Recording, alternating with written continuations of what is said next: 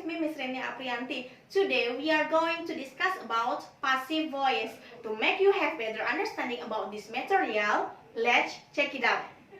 Passive voice is a voice that indicates that subject is the patient or recipient of the action denoted by the verb. Passive voice merupakan kalimat yang mengindikasikan sebuah subjek yang merupakan penerima dari aksi yang dikembangkan oleh kata kerja. Look at this diagram. Passive voice, when emphasized, is on the action or verb and the object of a sentence rather than the subject of a sentence. Passive voice ini digunakan untuk menekankan action atau kata kerja dan objek di dalam kalimat daripada penekanan subjek di dalam kalimat. Yang artinya, it means that action is more important than the subject. Action atau kata kerja itu lebih penting daripada subjek. Dan bisa saja subject is unknown, subjek tidak diketahui. Even when the subject is unknown, it is put at the end. Nah, ketika subjeknya itu tidak diketahui atau tidak dikenal, maka bisa diletakkan di akhir kalimat dengan penambahan by. We come to the use of passive voice. Penggunaan passive voice. The first one, passive voice is used when the focus is on the action. It is not important or not known, however, who or what is performing the action. For example, my watch was stolen. Passive voice digunakan ketika kita fokus terhadap sebuah aksi. Contohnya, jam saya dicuri. In the example above, the focus is on the fact that my watch was stolen. I don't know, however, who did it. Di contoh tersebut fokusnya adalah terhadap jam saya dicuri. Saya tidak tahu siapa yang melakukannya. Nah, look up.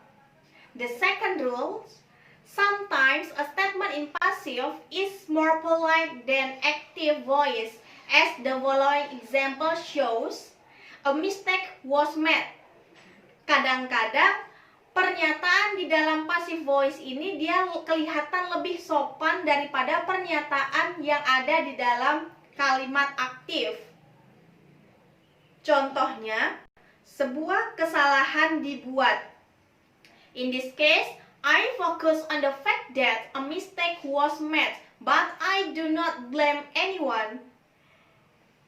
I don't say you have made a mistake.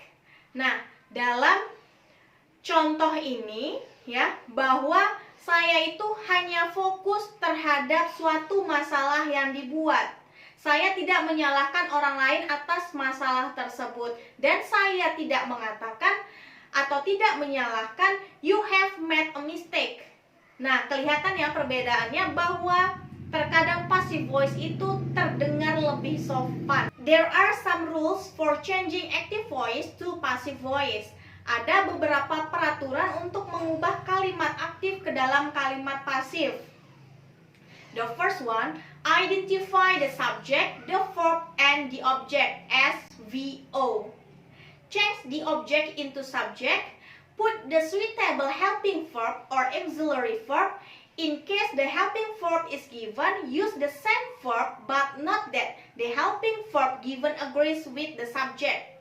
Change the verb into the past participle form. Add the preposition by, and the last is change the subject into object.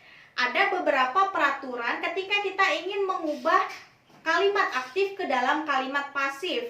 Kalau di dalam bahasa Indonesia, kalimat aktif itu kata kerja atau predikatnya itu berawalan me. Contohnya, saya memakan buah, maka passive voice-nya menjadi buah dimakan oleh saya. Nah, jadi hal yang pertama sebelum kita ingin mengubah kalimat active voice to passive voice, yang pertama kita harus mengidentifikasikan which one the subject, which one the verb, and which one the object. Yang selanjutnya, mengubah objek di dalam kalimat aktif menjadi subjek di dalam kalimat pasif. Kemudian kita juga harus mengubah kata kerja. Kata kerjanya kita ubah ke dalam bentuk kata kerja ketiga. Jadi segala tenses, ada 16 tenses ya. Nah, ke-16 tensesnya itu ketika kita ingin mengubah ke dalam kalimat pasif, gunakan kata kerja ketiga ya. Tetapi kita juga harus memperhatikan auxiliary verb-nya atau to be-nya atau helping verb-nya dulu.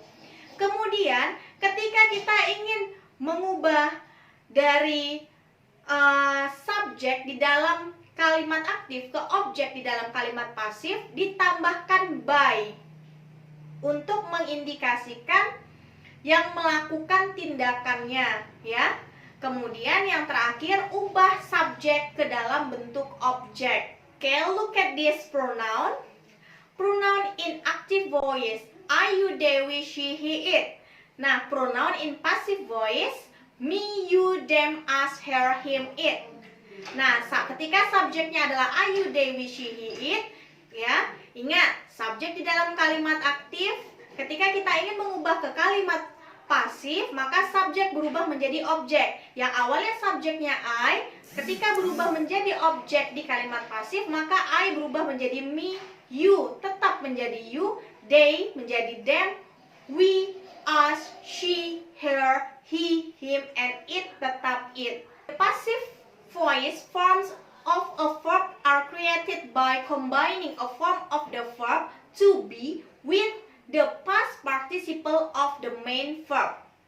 Passive voice itu dibentuk dengan mengkombinasikan to be atau helping verb or auxiliary dengan kata kerja ketiga. Oke. Nah, kalian bisa lihat contohnya di samping saya, ya. Nah, di situ bisa dilihat ketika tensesnya berbentuk simple present, ketika kita ingin mengubah ke kalimat passive voice, maka to be-nya tetap is, am, are. Kata kerjanya saja yang diubah dari kata kerja pertama diubah menjadi kata kerja ketiga. Lihat contohnya di situ ya. She makes the painting. Passive voice, the painting is made by her. Dia membuat lukisan itu. Lukisan itu dibuat olehnya. Nah, she tadi ya, she di kalimat pertama ini kan subjek. Kita ubah ke pasif menjadi objek. She berubah menjadi her. Nah, objek di dalam kalimat aktif tadi ya adalah the painting. Ketika diubah menjadi the painting is made by her.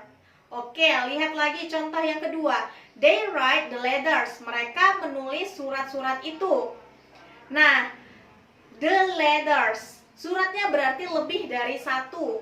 Ya, ketika kita ubah menjadi the letters are written by them. Surat-surat itu ditulis oleh mereka.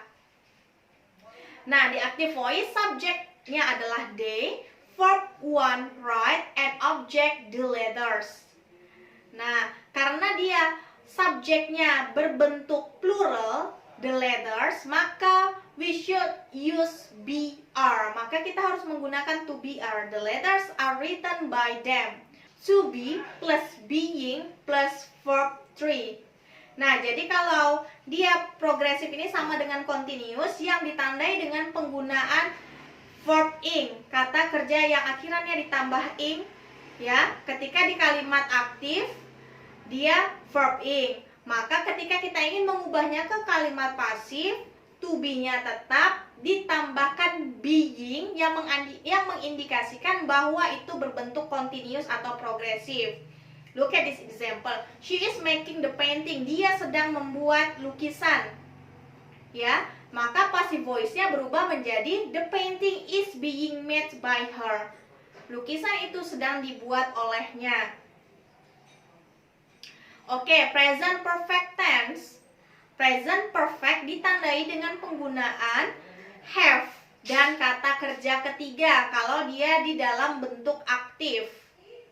Have or has, tergantung subjeknya. Kalau subjeknya adalah Ayu Dewi, maka gunakan have. Ketika subjeknya she, he, it, maka menggunakan has. She has made the painting. Dia sudah membuat lukisan. Lukisan itu sudah dibuat olehnya.